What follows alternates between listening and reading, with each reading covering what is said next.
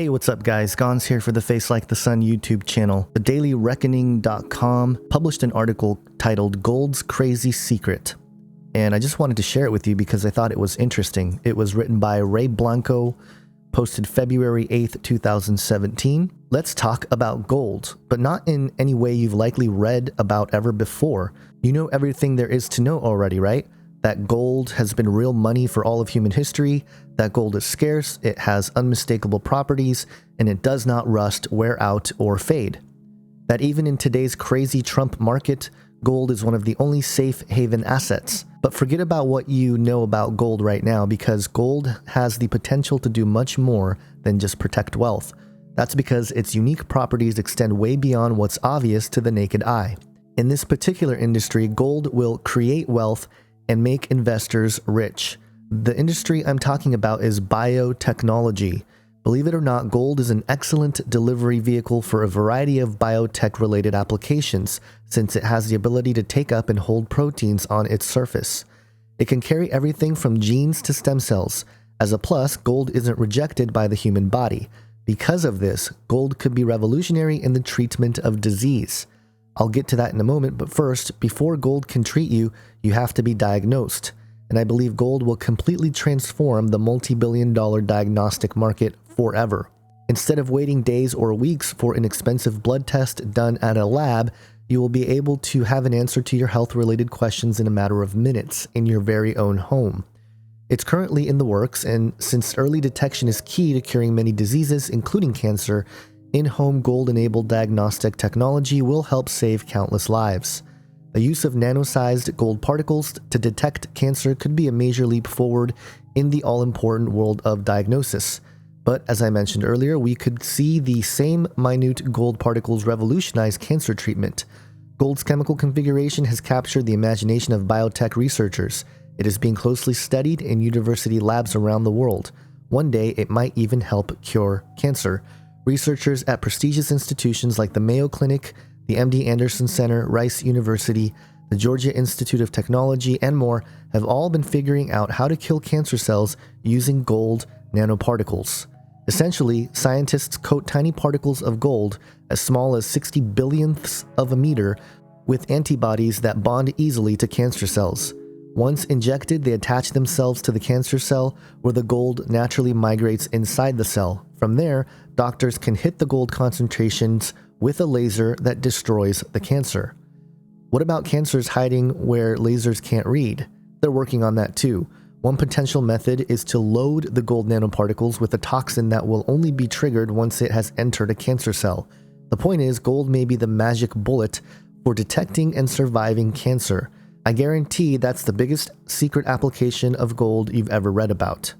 And while this research is still in its early stages, it's the foundation for huge fortunes for early investors. To a bright future. Ray Blanco, the editor of Daily Reckoning. So this is really interesting because, again, as I stated in Age of Deceit 2, Alchemy and the Rise of the Beast image, gold itself is now going to be used as a form of medical treatment, using nanoscale levels of gold to enter the body. And if it can carry particles, this could be part of CRISPR technology with gene editing. Perhaps those items can, in the future, be delivered through gold particles. The reason why this is interesting is because it's prophetic biblically. And to start off, if you look at Daniel 3, this is right after Daniel chapter 2, where Nebuchadnezzar has his first dream about an image that has multiple parts, representing different empires throughout time. Well, in chapter 3, this is back in the awake world, Nebuchadnezzar makes an image of gold.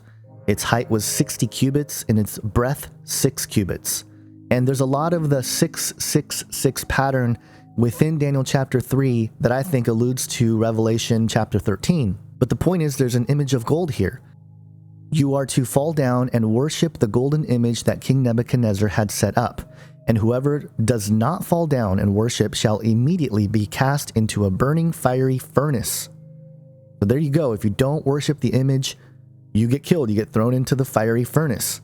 But throughout the scriptures, we see that images, idols, they profit nothing. In Isaiah 45:20, it says, "They have no knowledge that set up the wood of their graven image." and pray unto a God that cannot save.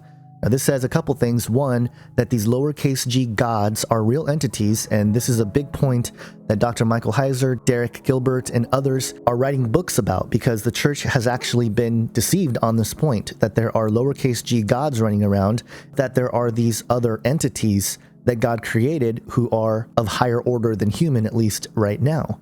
So why is this important? Why do I bring it up in relationship to this whole story about gold and biotechnology? Well, again, it's prophetic.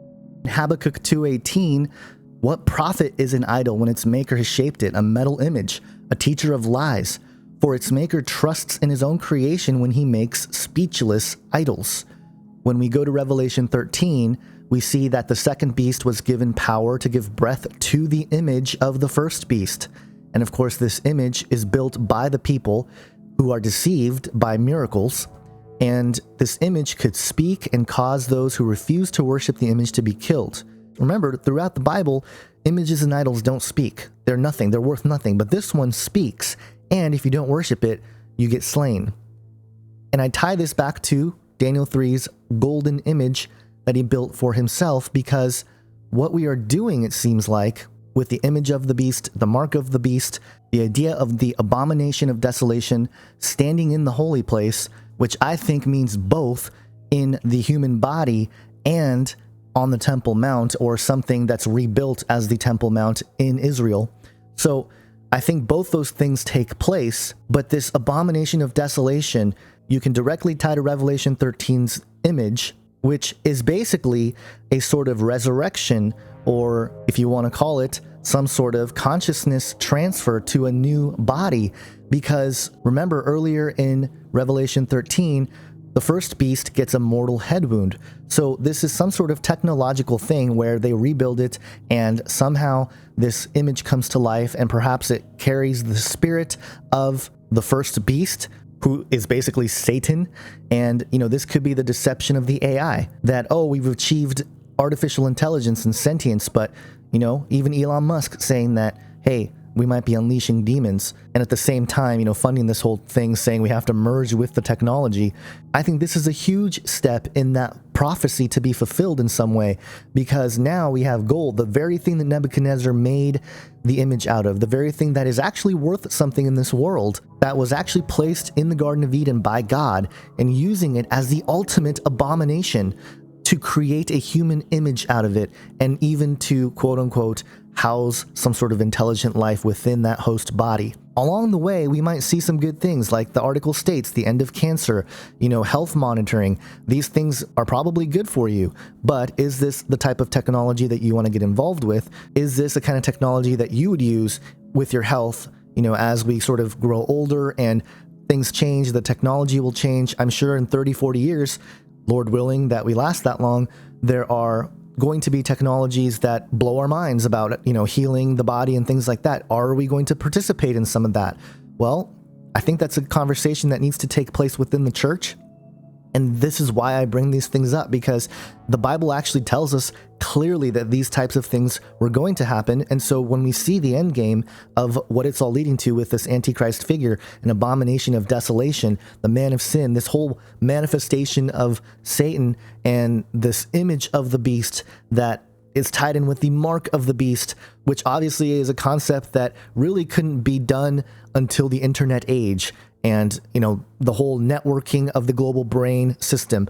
All these topics are very prophetic, and they tie in directly with the actual elements that were placed by God right in the Bible from the beginning, like gold. So that's why I bring these things up. And I think there is a huge move, and we're going to see more of this type of story that's going to bring challenges to each one of us individually and as a church.